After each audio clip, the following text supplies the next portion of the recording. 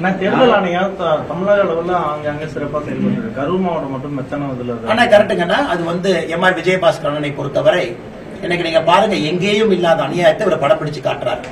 60 இடத்திற்கு மேல பட்டி போட்டிருக்காங்க. 60 இடத்தையும் டாக்குமெண்ட் பண்ணிருக்காரு. 60 இடத்தையும் புகைப்படம் எடுத்து பட்டி போட்டு, எப்படி ஈரோடு கிழக்கு தேர்தல்ல, இதற்கு முன்பு கரூர் பாராளுமன்ற தேர்தல்ல, இதற்கு முன்பு கரூர் சட்டமன்ற தேர்தல்ல எப்படி மக்களை பட்டியல் அடைத்து வைத்தார்களோ அதே போல அடைத்து வைப்பதற்கான ஆயத்த பணி 70 இடத்துல போட்டிருக்காங்க. 70 இடம் கிட்டத்தட்ட.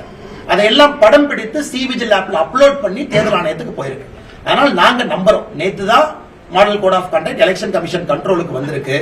நிச்சயமா இன்னைக்கு அதிகாரிகள் ஸ்பாட்ல போய் பார்ப்பாங்க, கண்டிப்பா ஆக்ஷன் எடுப்பாங்க. அதனால தான் நாம் சொல்லுகின்றோம், இதுவரை நேர்மையாக கரூர் மாவட்டத்தில் அதிகாரிகள் இல்லை.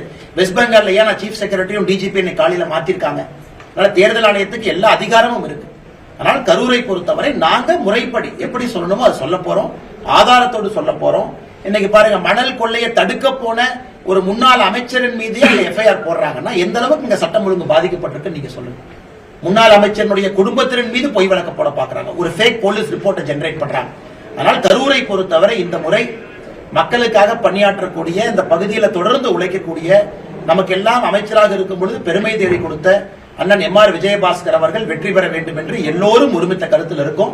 ஏன்னா இந்த மோசமான விஷக்கிருமித்தனமான அரசியலை கரூர்ல திரு செந்தில் பாலாஜி ஆரம்பித்து எல்லா இடத்துக்கும் கொண்டு போக பாக்குறாரு. அது கரூர்லயே திரும்ப முடிவு பெற வேண்டும்.